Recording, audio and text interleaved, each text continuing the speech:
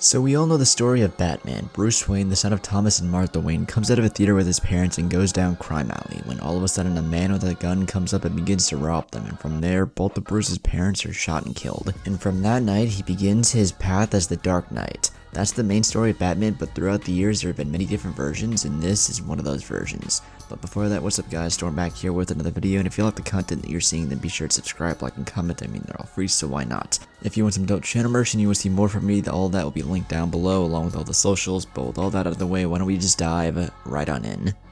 The story starts out with Thomas Wayne talking to his psychiatrist. Thomas then sees her out and starts walking with Oswald Cobblepot the Penguin. They're spying on the gangsters of Gotham through Thomas's casino, and that's when he meets up with Jim Gordon.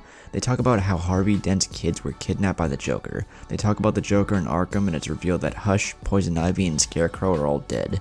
They go see Harvey Dent and his wife, and they talk about the Joker and their children. Thomas and Jim leave, and they talk about reported sightings of something from the homeless, drunks, and junkies. That's when Thomas goes off to investigate the sewers and comes across a group of people.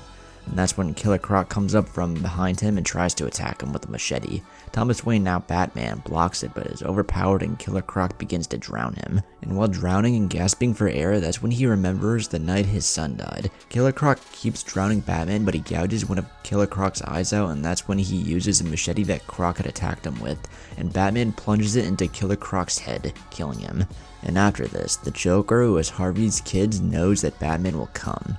Back at the Wayne Casino, Cobblepot is calling Jim, and they talk about Thomas and what happened the previous night. Jim then goes to see Oracle, who in this reality is Selina Kyle, aka Catwoman. They talk about Joker and why she's still alive, and they say they're going to find the kids. That's when she begins to tear up with Jim consoling her. Thomas then calls Jim to see if they have anything new or if Oracle has something. Jim tells him they found a body and it fits the Joker's MO. That's when Jim begins to walk up to a house. The Joker then spouts insane babble to Harvey's kids, but it's also about her sadness over losing Bruce. That's when Batman goes to talk to Bullock, and the girl who's with him shows Batman what happened to a guy that went insane and died because of the Joker, with Batman saying that it isn't anyone's fault but his.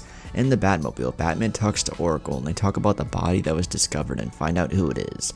But that's when Batman realizes something isn't right as Jim's phone is off. That's when Jim enters the house, which used to be Wayne Manor, and hears whimpering. He goes to investigate and finds the Joker holding a gun to one of Harvey's kids' head. That's when Jim shoots the Joker, but it turns out it was Harvey's other kid who was made to look like the Joker. Jim realizes what he's done and holds her body, begging her not to die. That's when Joker comes up from behind him and then slashes his throat. Batman races to Wayne Manor in the Batmobile, but all the while Joker's recording what's happening. A traumatized boy is holding his sister's body, while Jim Gordon with a slashed throat tries to pick up his gun, but has it kicked away from him, with Jim ultimately dying and the Joker laughing. Batman finally gets to Wayne Manor and busts open the doors and sees the horrific scene, and yells, "What have you done this time, Martha?" Joker taunts Batman, and he sees how he was too late. He tells the traumatized boy holding his sister that he's here to help them. That's when he begins to treat the girl's wound, as Thomas, aka Batman, is also a doctor. While treating her, Batman flashes back to the night his son died once more. While applying pressure to Bruce's wound, Thomas yells for Martha to go find some help, but all the while Martha is breaking down. He yells at her to go get help and then goes back to his son, and while trying to save Bruce, he realizes it's too late. His only son is dead. Martha comes back with the police and finds Thomas holding their dead son in his arms. And that was the night both of them lost everything. Flashing forward, Joker whacks Batman with a hammer while he was trying to save the girl. Flashing back, months had passed since Bruce's death, and Martha had begun to spiral into madness. But Thomas tries to console her, saying that he misses her smile. Thomas then finds the man who killed Bruce, Joe Chill, and instead of killing him the easy way, he does it the hard way and beats his son's killer to death. Thomas then barges into Martha's room and announces what he did, but that's when he's horrified to find out what Martha had done to herself. She had slit her mouth and scarred her face, and she tells Thomas that she's smiling. After that, she was taken and put away for her own good. It flashes forward to Joker continuing to whack Batman with a hammer, but the two end up crashing outside. Joker lands on top of Batman saying that he's a failure, but he responds saying that he knows he is. They talk about how they've changed, but that's when Joker sprints off into the night. Batman catches up to her and he holds her as he begins to talk. He retells the events of the night Bruce died, but it's different in that he tells her that the parents die and the son lives. Batman then tells Joker he has the chance to rewrite history to make it so that they die and their son lives on, but he needed to know first from her if he should do that, and she makes him promise that he will. The two then kiss under the night sky.